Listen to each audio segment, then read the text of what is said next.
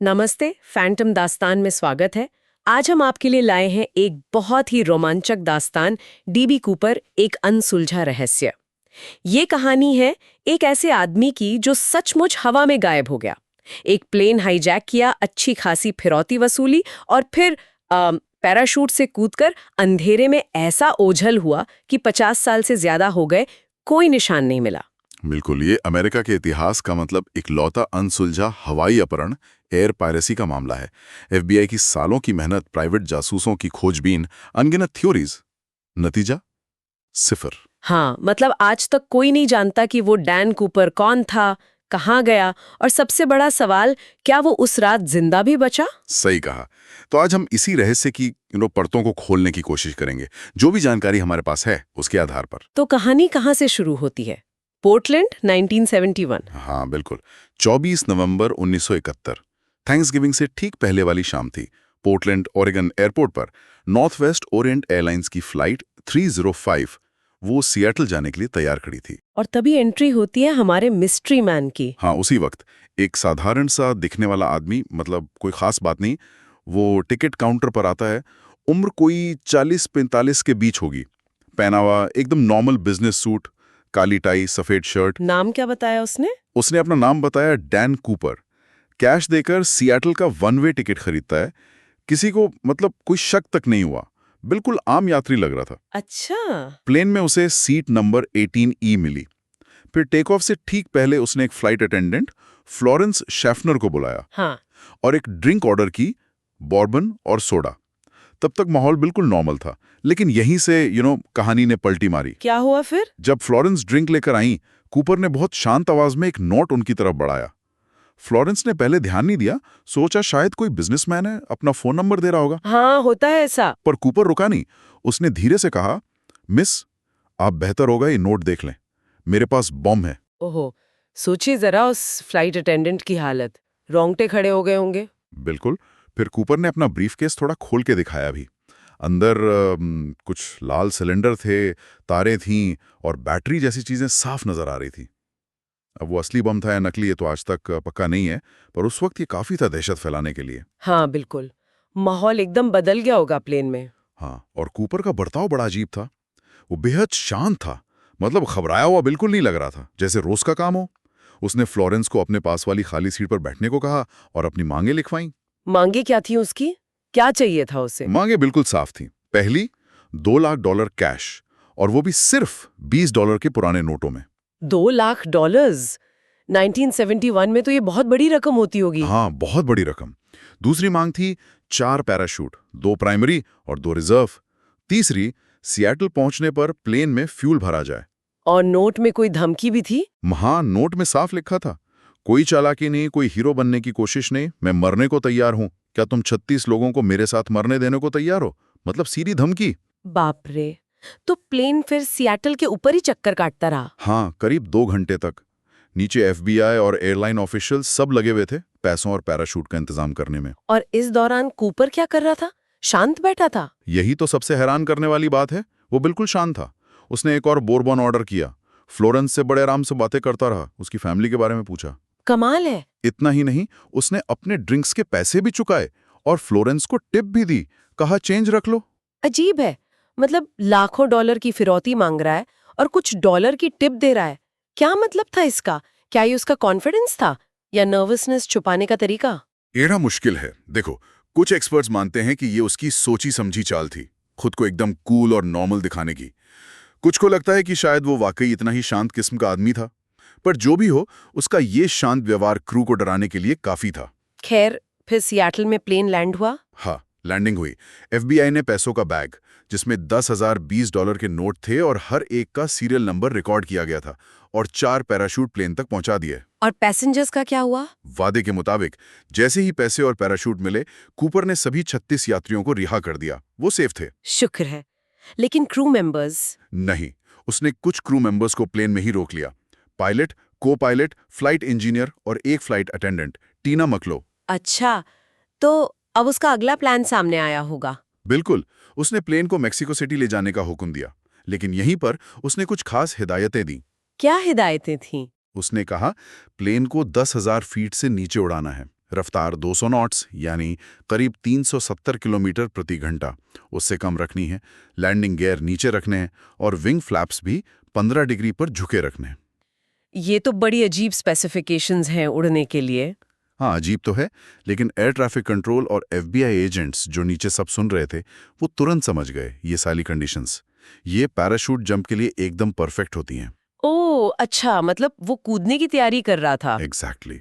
और बोइंग 727 का जो पिछला दरवाजा होता है ना, जिसे 8 स्टेयर्स कहते हैं, वो हवा में खोला जा सकता है। नीचे कंट्रोल टावर में बैठे एजेंट राल्फ हिमेल्सबाख, जो दूरबीन से प्लेन पर नजर रखे हुए थे, वो चिल्लाए, ये कूदने वाला है। तो फिर क्या हुआ?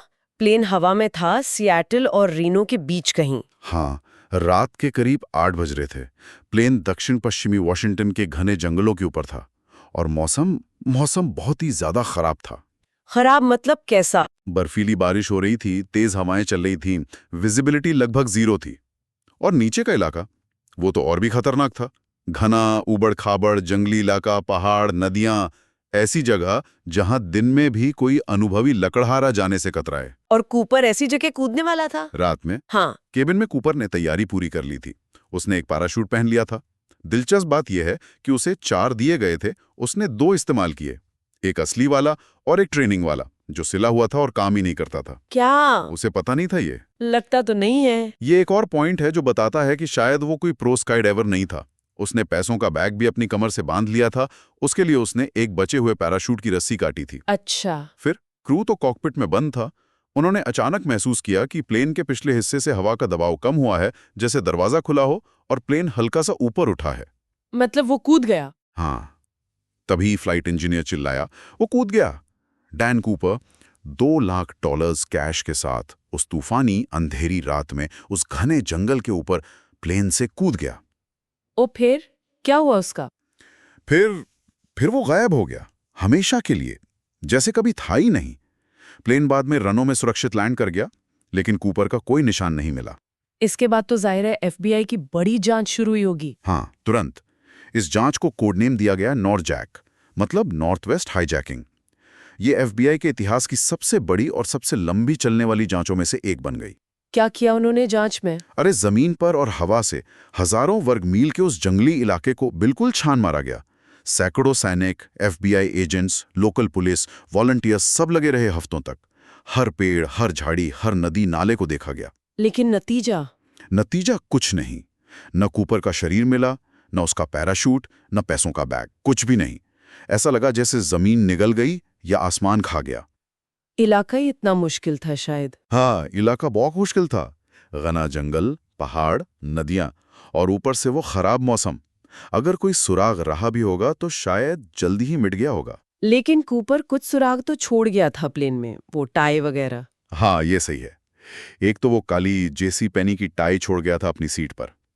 सालों बाद टेक्नोलॉजी एडवांस होने पर इसी टाई से एक अधूरा DNA सैंपल मिला भी। लेकिन प्रॉब्लम यह है कि वो आज तक किसी भी संदिग्ध से मैच नहीं कर पाया। और पैराशूट? हाँ, वो 2 पैराशूट भी प्लेन में मिले जो उसने इस्तेमाल नहीं किए थे। और यहीं वो अजीब बात पता चली थी कि जो रिजर्व पैराशूट वो शायद साथ ले गया था, वो असल में एक ट्रेनिंग पैराशूट था, जिसे सिला हुआ था, वो खुल ही नहीं सकता था। तो क्या इससे ये अंदाजा लगाया जा सकता है कि वो कोई एक्सपर्ट नहीं था? बिल्कुल। ज्यादातर एक्सपर्ट्स यही मानते हैं। एक अनुभवी स्काईडाइवर शायद पैराशूट को ध्यान से चेक करता, ये गलती ना करता, और जिस तरह उसने पैसों का बैग बांधा था वो भी बहुत प्रोफेशनल तरीका नहीं था। ये सब चीजें इशारा करती हैं कि वो शायद मिलिट्री या कोई ट्रेंड पैराशूटिस्ट नहीं था। तो फिर सबसे बड़ा सवाल, क्या वो उस जंप में बच पाया होगा?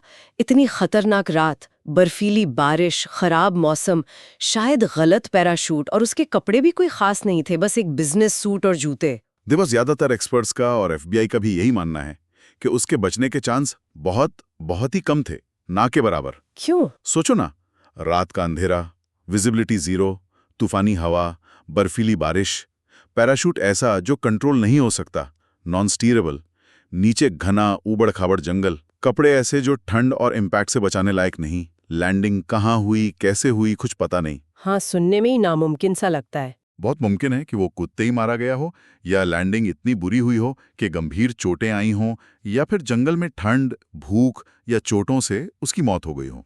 तो फिर शरीर क्यों नहीं मिला? शायद इसलिए कि इलाका बहुत बड़ा और दुर्गम है।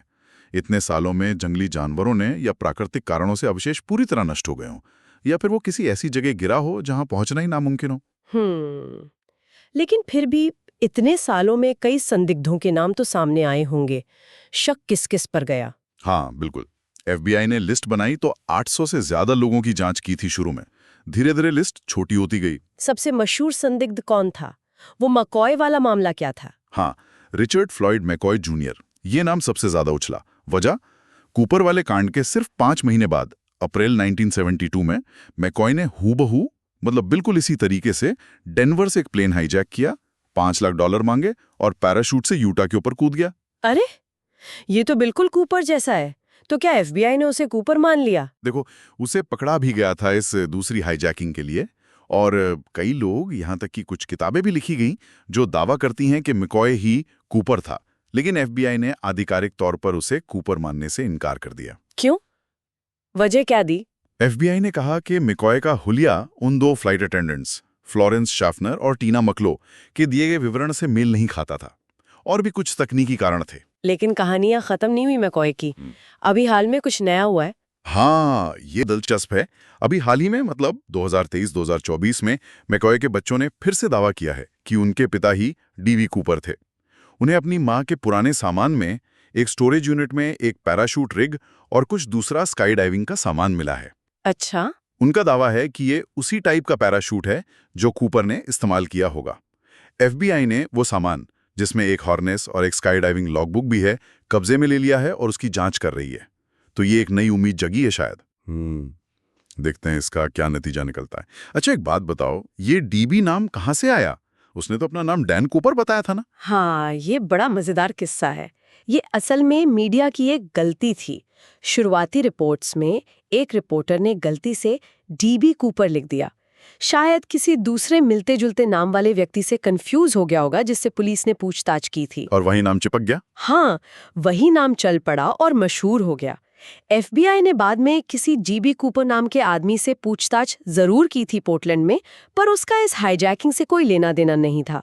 रिकॉर्ड में असली हाईजैकर का नाम डैन कूपर ही है, हालांकि ये भी शायद उसका असली नाम न हो। मैकॉय के अलावा और कौन थे शक के दायरे में? और भी कई नाम थे। एक था रॉबर्ट रैक्स्ट्रॉ। वो वियतनाम युद्ध का अनुभवी सैनिक था, पैराट्रूपर भी रहा था, लेकिन उसका बैकग्राउंड थोड़ा संदिग्ध था। कुछ फ्रॉड वगैरह के आरोप थे उस पर। कुछ डॉक्यूमेंट्रीज ने उसे कूपर बताया। एक और नाम था केनेथ क्रिश्चियनसन का। वो खुद नॉर्थ वेस्ट एयरलाइंस में काम करता था, प्यूसर था।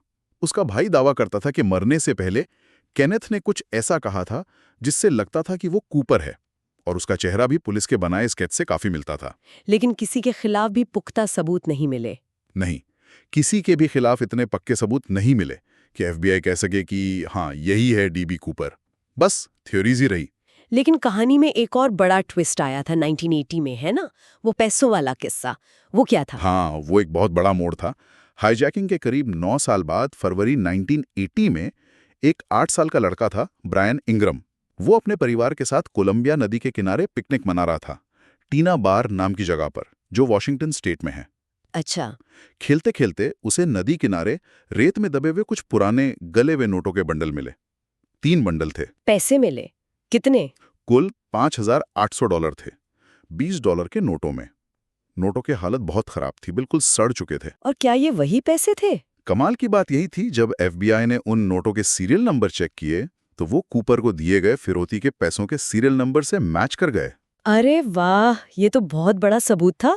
इससे तो केस खुल जाना चाहिए था। हाँ, सुनने में तो ऐसा ही लगता है, पर इस खोज ने जितने जवाब दिए उससे ज्यादा नए सवाल खड़े कर दिए। कैसे? देखो, पहला सवाल, ये पैसे कूदने की अनुमानित जगह से काफी दूर, लगभग 30 किलोमीटर दूर नदी किनारे कैसे पहुंचे? क्या कूपर नदी में गिरा था या पैसे किसी तरह बहकर वहां आ गए? दूसरा सवाल, अगर पैसे इतने सड़ गए थे तो इसका मतलब है कि वो काफी समय से वहां पड़े थे, पर कितने समय से, और वो वहां पहुंचे कैसे? क्या कूपर ने उन्हें वहां दबाया था या वो कहीं और से बहकर आए? और सबसे बड़ा सवाल, हाँ, सबसे बड़ा सवाल, अगर $5,800 यहां मिले तो बाकी के लगभग $1,94,000 कहां गए? और खुद कूपर कहां है? क्या वो इन पैसों को छोड़कर कहीं और चला गया या वो भी इन्हीं पैसों के आसपास कहीं मरा पड़ा था? मतलब ये सुराग मिलने से रहस्य सुलझने के बजाय और उलझ गया। सही कहा। इस खोज के बाद जांचकर्ताओं ने उस पूरे इलाके को फिर से छाना, नदी के बहाव का अध्ययन किया, ये समझने की कोशिश की कि पैसे वहां कैसे पहुंचे होंगे, पर कोई ठोस नतीजा नहीं निकला। और इसके बाद कोई बड़ा ब्रेक थ्रू नहीं मिला? नहीं, इसके बाद कोई खास प्रगति नहीं हुई। कुछ छोटे मोटे सुराग, नई थ्योरीज आती रहीं, पर कुछ भी निर्णायक नहीं था।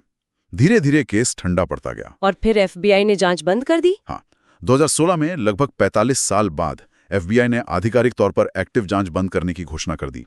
उन्होंने कहा कि अब वो अपने सीमित संसाधन दूसरी जरूरी प्राथमिकताओं जैसे आतंकवाद और हिंसक अपराधों पर लगाएंगे। लेकिन क्या उन्होंने केस पूरी तरह बंद कर दिया? नहीं, पूरी तरह नहीं। उन्होंने कहा कि केस टेक्निकली इनएक्टिव है, क्लोज्ड नहीं। मतलब अगर भविष्य में कोई बहुत ठोस सबूत जैसे कि बाकी के पैसे या कूपर का पैराशूट मिलता है तो वो जांच को दोबारा खोल सकते हैं। शायद इसीलिए वो मकॉय के बच्चों के दावे की जांच कर रहे हैं। तो आज 50 साल से ज्यादा हो गए ये अमेरिका का इकलौता अनसुलझा हवाई अपहरण है। इस पूरी घटना का असर क्या हुआ? मतलब इसके बाद कुछ बदला? हाँ, असर काफी बड़ा हुआ। सबसे बड़ा असर तो एयरलाइन सुरक्षा पर पड़ा। इस घटना ने दिखाया कि सिस्टम में कितनी बड़ी खामियां थीं। क्या बदलाव हुए? इसके बाद एयरपोर्ट्स पर सुरक्षा बेहद कड़ी कर दी गई। मेटल डिटेक्टर लगाना, यात्रियों और उनके सामान की सघन स्क्रीनिंग करना आम हो गया, जो आज हम देखते हैं। और प्लेन के डिजाइन में भी कुछ हुआ? हाँ, खासकर बोइंग 727 जैसे विमानों में कूपर ने आफ्ट स्टेयर्स का इस्तेमाल किया था कूदने के लिए। तो इस घटना के बाद एक खास डिवाइस इजाद किया गया जिसे कूपर वेन कहते हैं। ये एक छोटा सा मेटल का टुकड़ा होता है जो प्लेन के पिछले दरवाजे को उड़ान के दौरान बाहर से खुलने से रोकता है। जब प्लेन हवा में होता है, हवा का दबाव उसे अपनी जगह पर लॉक रखता है। अच्छा, तो ये कूपर के नाम पर ही है? हाँ, विडंबना देखिए। उस डिवाइस का नाम उसी आदमी के नाम पर रखा गया जिसने उस कमी का फायदा उठाया था। लेकिन कूपर का रहस्य, उसकी लेगेसी, वो तो आज भी जिंदा है। लोग भूले नहीं हैं उसे। बिल्कुल नहीं भूलें। कूपर एक तरह का फोक हीरो या कह लो एंटी हीरो बन गया है, खासतौर पर अमेरिका के पैसिफिक नॉर्थ वेस्ट इलाके में। कैसे? कुछ लोग उसे एक ऐसे आम आदमी की तरह देखते हैं जिसने बड़े कॉरपोरेशंस और सरकार मतलब सिस्टम को चकमा दिया, FBI को सालों तक उलझाए रखा और फिर गायब हो गया। उसकी एक रॉबिन हुड जैसी इमेज भी बन गई है। हालांकि उसने पैसे गरीबों में तो नहीं बांटे। हाँ, ये बात तो है। उस इलाके में कोलंबिया नदी के आसपास के छोटे शहरों में आज भी बारटेंडर DB कूपर कॉकटेल परोसते हैं। हर साल 24 नवंबर को हाईजैकिंग के एनिवर्सरी पर लोग इकट्ठा होते हैं, पार्टी करते हैं, थ्योरी शेयर करते हैं। और शौकिया जासूस वो भी लगे हुए हैं। हाँ, बहुत सारे प्राइवेट इन्वेस्टिगेटर, रिटायर्ड पुलिस वाले, इतिहासकार, यहाँ तक कि यूट्यूबर्स भी। जैसे एक डैन ग्राइडर हैं जो अपनी थ्योरीज पेश करते रहते हैं। लोग आज भी FBI से वो टाई जैसे सबूत मांगते हैं ताकि उस पर एडवांस DNA टेस्ट किए जा सकें। ये केस लोगों के जहन में आज भी ताज़ा है। तो आखिर ये केस अनसुलझा क्यों रह गया? इतनी बड़ी जांच, इतने साल, फिर भी कुछ पता नहीं। क्या वजह लगती हैं? देखो, कई वजह मिलकर काम करती हैं। पहला, जैसा हमने कहा, कोई पुख्ता फिजिकल सबूत नहीं मिला जो कूपर को किसी संदिग्ध से सीधे तौर पर जोड़ सके। DNA अधूरा है। फिंगरप्रिंट्स काम के नहीं मिले। और इलाका? दूसरा, कूदने का इलाका बहुत ही मुश्किल, बहुत दुर्गम है। इतने सालों में सबूतों का अगर कुछ था भी तो नष्ट हो जाना लगभग तय है। तीसरा, कूदने की परिस्थितियां। हाँ, वो रात, वो तूफान, शायद खराब पैराशूट, इन सब ने शायद कूपर के बचने और पीछे कोई सुराग छोड़ने की संभावना बहुत कम कर दी। हो सकता है वो ऐसी जगह गिरा जहां से निकलना या उसे ढूंढना नामुमकिन था। समय का भी असर पड़ा होगा। बिल्कुल। चौथा कारण है समय। इतने साल बीतने के बाद गवाहों की यादें धुंधली हो जाती हैं, नए सुराग मिलना बंद हो जाता है। और पांचवां, जैसा FBI ने खुद कहा, उनके पास भी सीमित संसाधन है जिन्हें वो एक्टिव और ज्यादा जरूरी केसों पर लगाना चाहते हैं। तो क्या हम कभी जान पाएंगे कि DB कूपर कौन था, उसका क्या हुआ? ईमानदारी से कहूं तो शायद कभी नहीं। कूपर एक पहेली बन चुका है, एक रहस्य। क्या वो एक बहुत शातिर दिमाग वाला अपराधी था जिसने वाकई में एक परफेक्ट क्राइम किया और बच निकला, या वो बस एक हताश, शायद किस्मत का मारा आम आदमी था जिसने एक बेहद खतरनाक, नामुमकिन सी छलांग पर सब कुछ दांव पर लगा दिया और मारा गया? या कुछ और ही कहानी थी जिसके बारे में हम सोच भी नहीं सकते। उसका वो ब्रीफ केस जिसमें बॉम्ब होने का दावा था, वो FBI के पास है, पर उसमें भी कोई खास जानकारी नहीं मिली जो उसकी पहचान बता सके। हाँ, पैराशूट कभी नहीं मिले, पैसे उन नदी किनारे मिले कुछ नोटों को छोड़कर उसी तरह गायब हो गए जैसे वो खुद गायब हुआ। और कहीं ना कहीं पैसिफिक नॉर्थ वेस्ट के वो घने जंगल, वो नदियां, वो पहाड़ आज भी उन राजों को अपने अंदर समेटे हुए हैं। शायद यही बात इस केस को इतना फैसिनेटिंग बनाती है, अनसुलझा होना। बिल्कुल। शायद एक बात ही निश्चित है, 1971 की उस तूफानी शाम को एक शांत दिखने वाला साधारण सा आदमी एक प्लेन से कूदा और इतिहास बन गया। पीछे छोड़ गया सिर्फ सवाल, अनगिनत थ्योरीज और ये डरावनी सी संभावना कि कभी-कभी कोई इंसान वाकई में पूरी तरह गायब हो सकता है, बिना कोई निशान छोड़े, और शायद कभी नहीं मिलता। तो उम्मीद है श्रोताओं को हमारी आज की ये चर्चा पसंद आई होगी। डीबी कूपर की ये अनसुलझी दास्तान वाकई रोंगटे खड़े कर देती है। ऐसी ही और दिलचस्प रहस्यमयी दास्तानों के लिए हमारे चैनल फैंटम दास्तान को सब्सक्राइब करें।